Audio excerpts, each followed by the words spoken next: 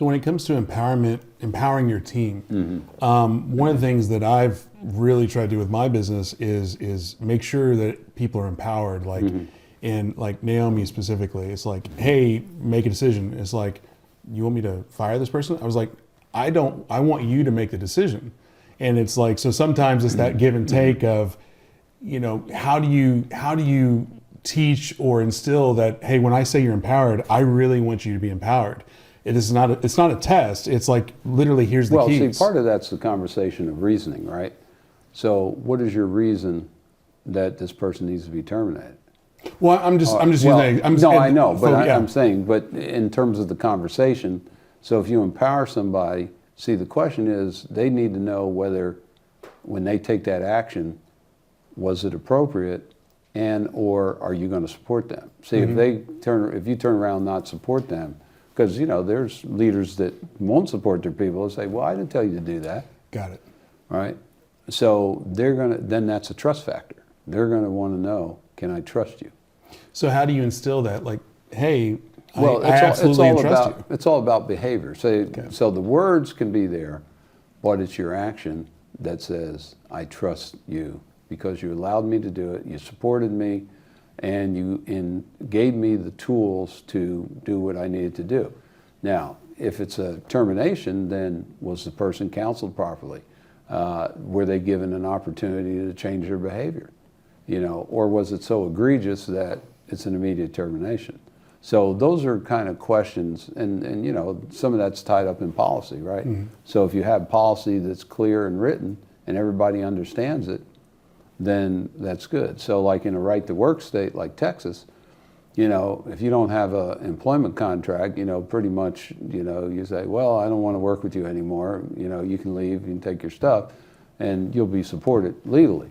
But it's not really good behavior, right? Because at the end of the day, people will pass around all the bad information about that event, and eventually that could cause your business to collapse. Well, I will say one of the coolest things about starting a business or having a business and building a team is when I first started, I was on the front lines per se, always carrying stuff, sweating my rear off, and almost like having to prove to myself and everyone that I am just in it as much as everybody else is. And then as the team has built and has a little bit longer place, I don't feel as necessary to be in the trenches all the time. I'm still going to pick up a sandbag and move it if it's needed. But hopefully by now, at least my perception is, if Ryan's not here, it's because he's in a more important meeting or situation, and that's why he's not here helping. And that's one of the coolest things about developing a team is having that trust that, hey, I trust that you will be able to do this thing without me, but also you trust me that the reason I'm not there helping is I'm doing something else. Here's the way you can do that, because this is what I used to do with my commanders. And, of course, as a Marine, you're familiar with the 5-paragraph order, right? It used to be. We call it SMEAC, 20 years. Situation, mission, execution, administration, command, and signal, right? So at the end of the day, that's a planning process. And so if your brain is organized, you can do that without putting it on paper. But then how do you communicate? So what I used to tell my guys is say, okay, well, your mission is this. This is the end state. This is what I want to have happen. So John, you got this sector. George, you got this sector. Bob, you got this sector. Okay, so here's what you guys need to do to coordinate, blah, blah, blah. And so now you go create your mission for your people, okay? So I have them go off, do their mission planning, and I say, okay, we're gonna have a update on your mission planning. So what I would tell them, now of course, some of my enterprising guys would say, sir, I got 3,600 slides here to show you. I said, I only need 3.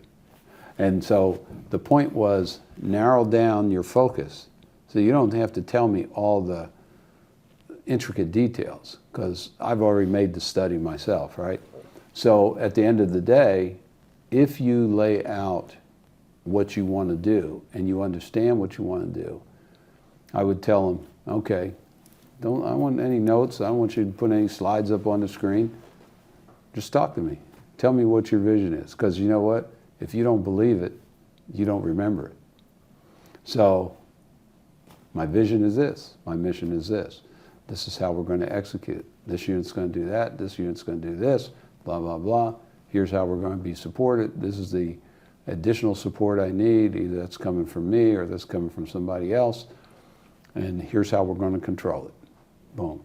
All of a sudden, okay, go back and execute. See, because if they have it in their brain, it's already there. And they know they can do the mission. Because if you, let's say you lost your laptop on the battlefield, and I had a few of those guys, but I said, if you lost your notes, how are you going to execute? And if the people under you lost their notes, how are they going to execute?